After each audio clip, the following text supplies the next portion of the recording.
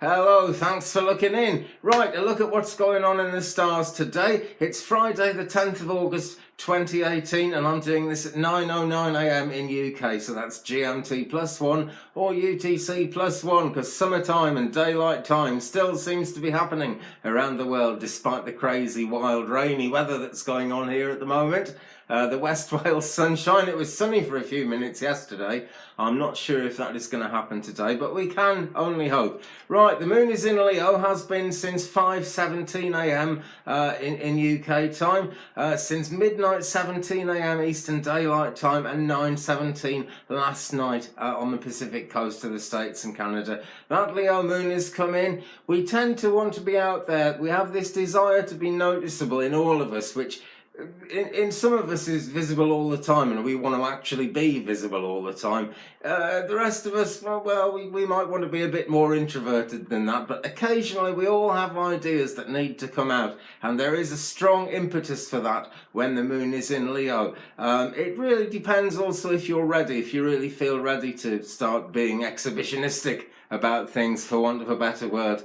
But that is not the only thing going on at the moment, because tomorrow we have the most powerful aspect in astrology coming up, and that is that the sun will conjunct the moon. We will actually have a new moon 10:57 a.m. here UK time. So let me see, on the Pacific coast that is 2:57 a.m. while everyone's still in bed.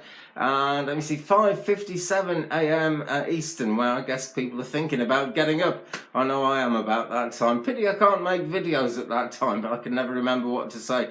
But that is coming up tomorrow, and it's very, very powerful when the sun conjuncts the moon, because the sun and the moon are the two kind of forces of light that illuminate all these things that we see going on in the sky, with astronomy, of course, and with astrology as well. And in astronomy, it's been an interesting time in the night skies, because the Perseid meteor showers are here, are they not? So it really is a most interesting time, whichever way you look at that. But the spiritual implications, if you're following this from an astrological point of view, of the solar eclipse that's coming up tomorrow, are massive, because when the sun conjuncts the moon, which is really what's happening here, all the cards are on the table.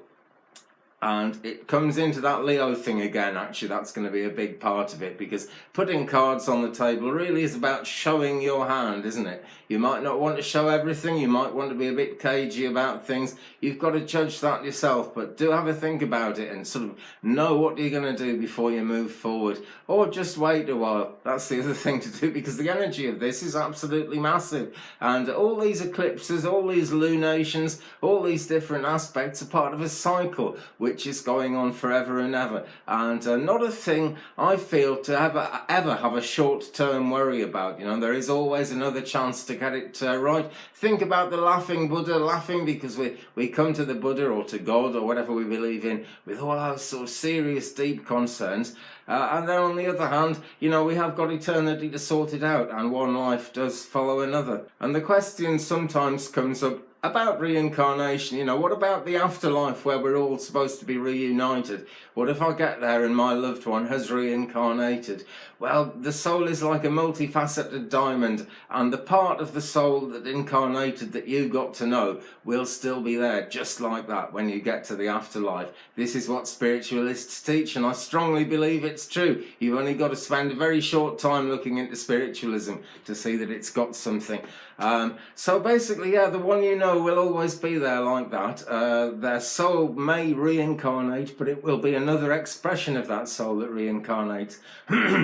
Okay, sorry about that to the astrology people who weren't particularly interested, but I know that bothers a lot of people. And you know, when we get to these big astrological conjunctions, things that are actively part of what's going on in all of our minds come to the fore. And when we're going through the bereavement process, and that can take decades, never mind a couple of years, when we're actually going through that process, or anything else intense, astrology plays into it, and it always ends up moving us forward, because it is always a cycle, and it's one of the things that shows us that the world keeps turning and life keeps happening. And that really is what's so precious about it, because life is change. You know, if everything stayed the same, a lot of us would like everything to stay the same. I'd like my camera to work the same 2 days in a row for one thing.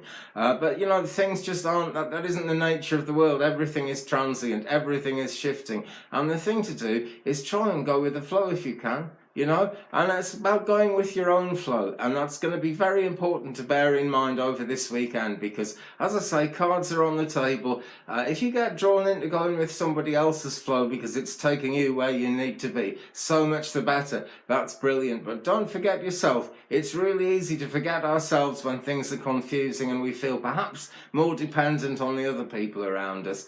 But it really is important to keep on being ourselves and going forward that way. I'm always on about that because I think it's the most important thing in any kind of spiritual question, questions of the universe, questions of God, just about anything. You know, be yourself because you are yourself. Being someone else isn't going to just not going to do it, is it? Right. Okay, well, thanks ever so much for watching, folks. That wasn't all entirely astrological, but there's so much going on with astrology. It is kind of confusing, and I do want people to be aware of that need to kind of come together, be on centre if you possibly can. Meanwhile, give me a thumbs up if you've enjoyed it. Thanks for watching. I will wash my thumb tomorrow and it won't be as filthy as that. Have a great day, my friends. Goodbye.